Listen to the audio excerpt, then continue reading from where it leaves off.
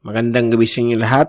Ito ulit ang inyong lingkod, Mike Paduan. Nakito tayo sa ating latest na yung Christmas Eve. Okay, bisperas ng Pasko. Biyernes po ito at hanggang sa Lunes na po ito, December 24, 2007, 2021. At ito po ang Tagalog version.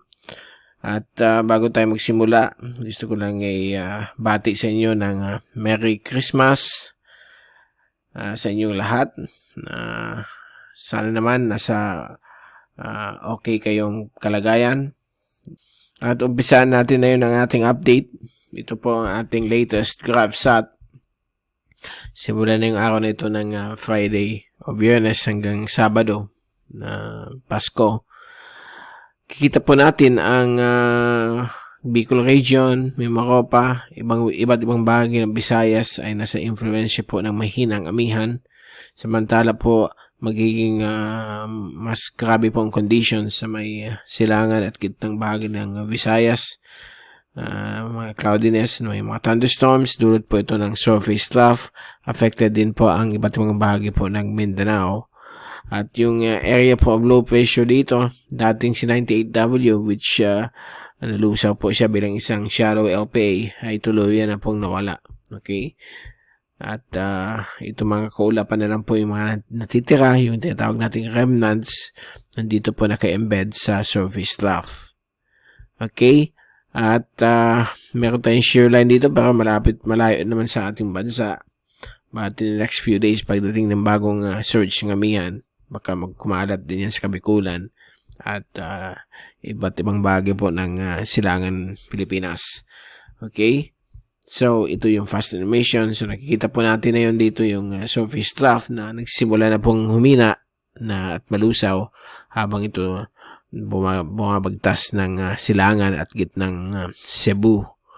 At sa ating zoom in satellite animation mula sa windy.com, kikita po natin dyan mga thunderstorms dula ng trough dito sa may Eastern Visayas, nag-extend po hanggang Central Visayas.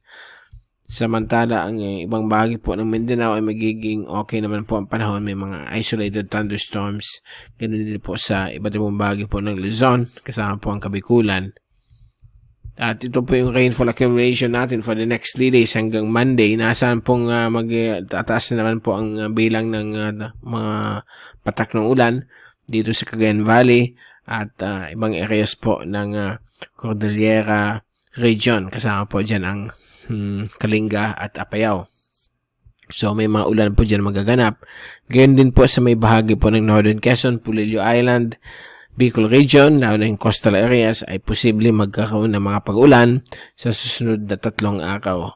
So, don't forget, huwag niyo kalimutan magdala ng inyong mga jacket at payong kapag dumating po itong mga ulan na dala ng amihan. Itong bagong surge na ito ay posibleng umabot ng 30 hanggang 60 km bawat oras na maranasan po sa iba't ibang panig po ng Eastern at Northern Luzon.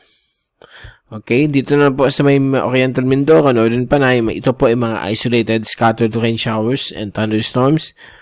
Dito rin po sa may Northern Caraga area hanggang sa may eastern part ng Davao Oriental, may mga inaasahan din po tayong mga tinatawag natin mga thunderstorms. Okay, so yan po ating 3-day rain forecast. So, babalik ulit yung amihan dahil po sa mga panahon na ito, bakit mas marami po yung ulan dahil po yung La Nina po ay lalo mas malalim po ang init ng temperatura dito sa may Pilipinas at dito sa may South China Sea, West Philippine Sea area. Kaya mas common po ang mga thunderstorms sa area po ng ating bansang Pilipinas. Okay? So, pagdating natin sa ating pressure at wind forecast mula sa European model, courtesy of course of windy.com, bukas po ng hapon, inaasahan po ang bagong surge na bababa po sa may Northern Luzon. Kasama po ang Batanes, Buwing, Violence sa 30 to 60 kph po siya. At pagdating ng linggo, ito ay magdidig down po sa may silangan bahagi po ng Luzon. Kasama din po Metro Manila, Bicol Region, Mimaropa, Visayas. At sa Monday, ay ganun pa rin po. Okay? For the next 3 days hanggang Monday. Actually, hanggang next weekend po, may mga inasahan po tayong epekto po ng amihan. Pagdating naman po sa rain at thunder, okay, na forecast mula sa European model, pag-start pa lang ng pagbaba ng amihan sa Kabikulan, magkakaroon po siya ng interaction between the cold and warm temperature. So, baka magkaroon ng mga convection po dito, yung mga thunderstorms sa iba't ibang bahagi po ng Kabikulan. At nakita po natin dito na medyo lumalakas pong ulan dito po sa Bicol sa Monday, December 27 ng gabi, hanggang dito sa ibang areas po ng Calabarzon. And December 28, Tuesday hanggang 31st po, may mga inasahan pa rin po mga tinatawag nating shear line na posibleng mamuo sa Visayas, Mindanao, Sulu Archipelago kasama po ang Palawan. So, yan po ang latest as of now. Wala pa rin tropical cyclone formation na inaasahan. Nalusaw na nga base sa latest. So, susubaybayan natin itong pagbaba ng panibagong surge ng malamig na amihan na medyo magiging presko na naman po ang ating panahon. Okay, so that's it. Diyan po nagtatapos ang ating latest update na yung araw po ng Christmas Eve hanggang December 27.